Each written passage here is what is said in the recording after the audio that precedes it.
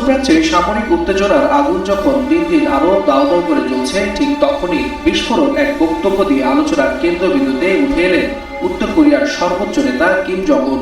Iran Israel সংঘাতে টানটান মুহূর্তেই সরাসরি ইরানের পক্ষ নিয়ে তিনি ছুড়লেন কঠোর হুঁশিয়ারি। প্রয়োজনে তেহরানকে ক্ষেপণাস্ত্র দেবে পিয়ংইয়ং, তবে একটিমাত্র মিসাইলই নাকি পৃথিবীর মানচিত্র থেকে ইসরায়েলকে মুছে ফেলতে যথেষ্ট।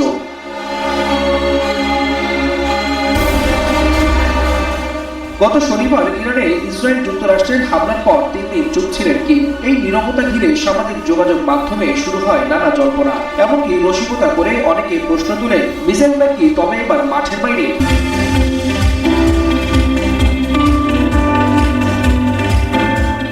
কিন্তু মঙ্গলবার সকালে সেই নীরবতা ভাঙতেই যেন বোমা ফাটালেন তিনি। স্পষ্ট ভাষায় জানালেন, ইরান চাইলে উত্তর কোরিয়া ইসরায়েলের বিরুদ্ধে ক্ষেপণাস্ত্র সহায়তা দেবে, আর এই ক্ষেপণাস্ত্রের একটাই নাকি পৃথিবীর মানচিত্র থেকে ইসরায়েলকে মুছে ফেলতে যথেষ্ট।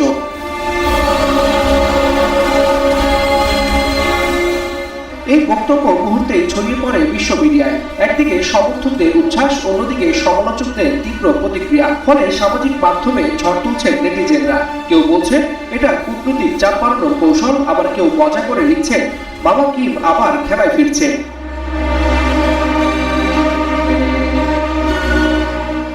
তবে ইসরায়েল, মার্কিন ও ইরান সংঘাতের বাস্তব চিত্র খুবই ভয়াবহ। যুক্তরাষ্ট্র এরই মধ্যে মধ্যপ্রাচ্যের অন্তত 14টি দেশ থেকে নিজ দেশের নাগরিকদের দ্রুত সরে যাওয়ার নির্দেশ দিয়েছে। সৌদি আরব ও কাতার সহ একাধিক দেশে জারি করা হয়েছে ভ্রমণ সতর্কতা। এদিকে মানবাধিকার সংস্থাগুলোর তথ্য অনুযায়ী গত 28 ফেব্রুয়ারি শুরু হওয়া হামলার পর ইরানে এখন পর্যন্ত 1000-এরও বেশি সামরিক বেসামরিক নাগরিক নিহত হয়েছে, যাদের মধ্যে আবার উল্লেখযোগ্য সংখ্যক শিশু রয়েছে। এবং বাস্তবতায় মিসাইলম্যান খ্যাত কিমের এই হুঁশিয়ারি মধ্যপ্রাচ্যে শুরু হওয়া দাবানলে নতুন করে ঘি ঢালার সমান, এমনটাই বলছেন বিশ্লেষকরা। ওয়ালিউল হাসানাত, যুগান্তর নিউজ।